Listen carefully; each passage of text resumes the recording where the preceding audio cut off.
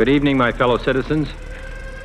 This government, as promised, I have ordered attacks on enemy military targets. There could be no greater good than the quest for peace, and no finer purpose than the preservation of freedom.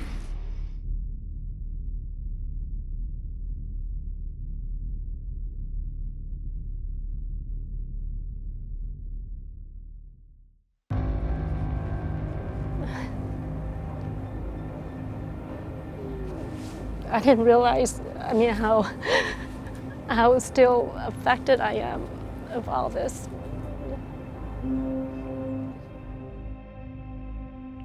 This was probably the most dangerous 30 hours I'd ever seen on a carrier.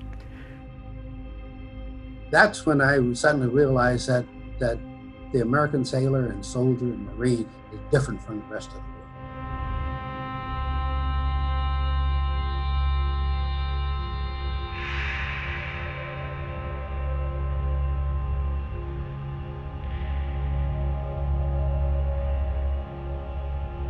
On the 29th of April, 1975, at 3:30 in the afternoon, we got the word to execute Operation Frequent Wind.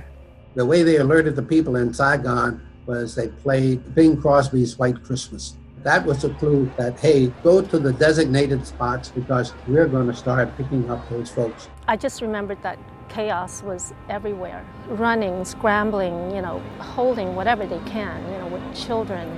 It was such a busy operation. At one time, I counted 26 Hueys circling the ship. My major concern was safety. Many of the helos coming aboard had never seen a carrier before and had less than 5 minutes of fuel remaining. I was so afraid that one of these helos coming aboard was going to flame out and crash on our flight deck. And if that would have happened, a lot of people would have lost their lives. And we had no radio contact with any of them. Everything was by hand signal.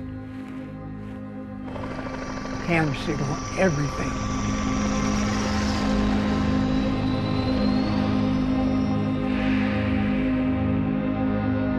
And so during this time, my aunt went up to one of the U.S. soldiers who was at the gate, and she was pleading with him to let her and her daughters through, because if they were to stay back, they would be killed because of her previous employment with the U.S. Embassy.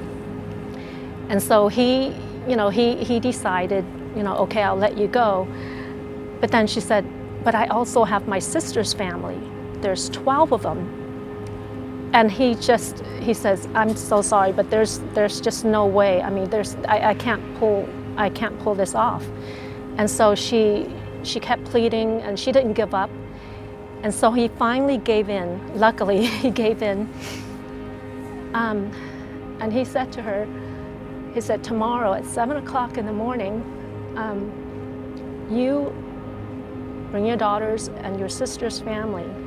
Don't get in line. Go to this gate where I'll be stationed. And when I give you a hand signal, that's when you come. What are the chances? This unknown and compassionate soldier was actually our angel. And so the next day, we went to the gate where this soldier was stationed, and we crossed towards our new life. We went through those gates. And that was the beginning. I just can't think of what would happen if we didn't go through those gates.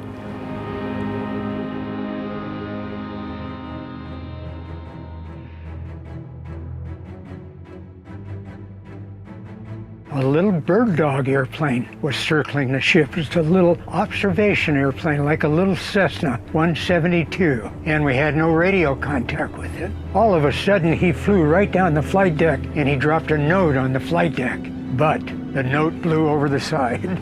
Then he made a second pass, second note. It too flew over the side. His third pass, he wrote up his third note, and it stayed on the flight deck, and this note said, Can you please move those helicopters to the other side? I can land on your runway. I can fly 1 more hour. We have enough time to move. Please rescue me. And then he signed it, Major Bong Lee, wife, and 5 child. Meantime, as he's circling, the admiral is yelling at me to tell him to ditch. The moment it tries to ditch, it's going to flip over. And if it's going to flip over, then those folks that are not strapped in, they're already dead. Captain Chambers and I discussed what we're going to do with this guy because we're really busy launching, recovering helos. But he said, Vern, give me a ready deck. We're going to take him aboard. I got on the ship's general announcing system, and I invited all of the folks that weren't on watch and helped Vern make a ready deck.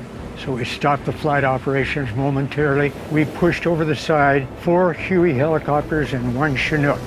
I gave him a steady green light with an Aldous lamp, means you're cleared to land. He made a couple low passes just looking at the deck on his 3rd pass, and he made a beautiful carrier landing. He touched down, bounced once, rolled up the deck. I had my flight deck crew lining the end of the angle deck to grab him. He was stopped 200 feet short. The major and his wife crawled out of the cockpit. She's holding a baby in her arms, and they had 4 toddlers. My flight deck crew just exploded in joy. It was just amazing.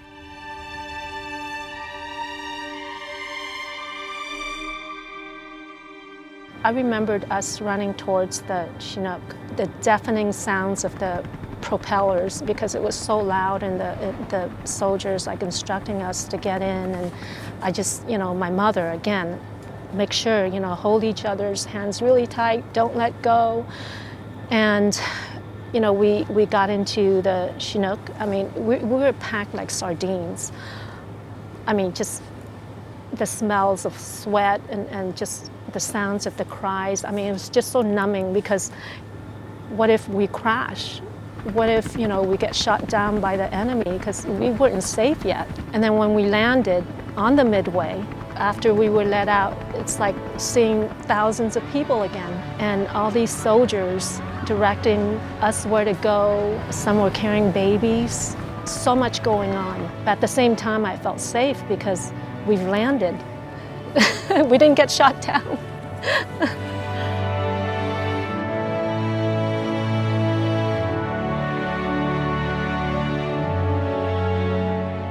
The crew was fantastic, absolutely fantastic. Many of the crew were giving up their bunks for refugees to lay down and get some sleep. And down on the hangar deck, they were playing with the kids, taking care of the kids. I just couldn't wait, along with my siblings, to gather around these sailors, to hear their jokes and them telling us stories. And the best part was when they were passing out M&Ms to the kids. Until this day, it's like my favorite candy.